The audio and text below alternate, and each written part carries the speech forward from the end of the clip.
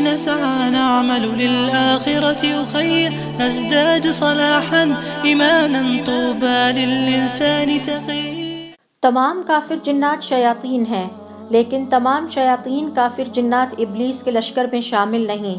بعض جنات یہودی اور عیسائی بھی ہیں، جبکہ بعض دیگر ادیان عالم کے پیروکار بھی ہیں، جیسے ہندو جنات یا سکھ جنات وغیرہ.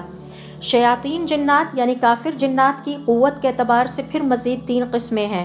سب سے طاقتور قسم عفریت جنات کہلاتے ہیں.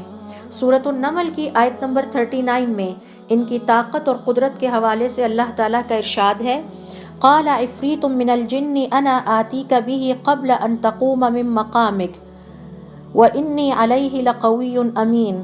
جنات میں سے ایک طاقتور جن نے کہا، قبل اس کے کہ آپ اپنی جگہ سے اٹھیں میں اس کو آپ کے سامنے لا حاضر کرتا ہوں، اور مجھے اس پر قدرت بھی حاصل ہے اور میں امانت دار بھی ہوں. جبکہ عفریت جنات کے بعد طاقت اور قوت کے اعتبار سے مارج شیاطین جنات کا نام آتا ہے، جن کا ذکر قرآن کریم کی سورۃ الصافات میں اللہ تعالیٰ نے اس طرح سے کیا ہے، اِنَّا زَيَّنَّا السَّمَاءَ الدُّنْيَا بِزِينَةٍ الْكَوَاكِبِ. بے شک ہم نے آسمان دنیا کو ستاروں کی زینت سے سجایا، وَحِفْظًا مِّن كُلِّ شَيْطَانٍ مَارِدٍ، اور ہر شیطان سرکش سے اس کی حفاظت کی.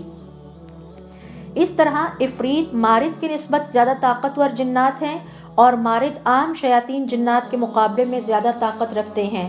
بالکل اسی طرح جس طرح انسان طاقت، ہمت، قوت اور عقل و حکمت کے اعتبار سے مختلف ہیں، اسی طرح یہ شیاطین کافر جنات بھی سرکشی، نافرمانی اور قوت کے اعتبار سے مختلف ہیں.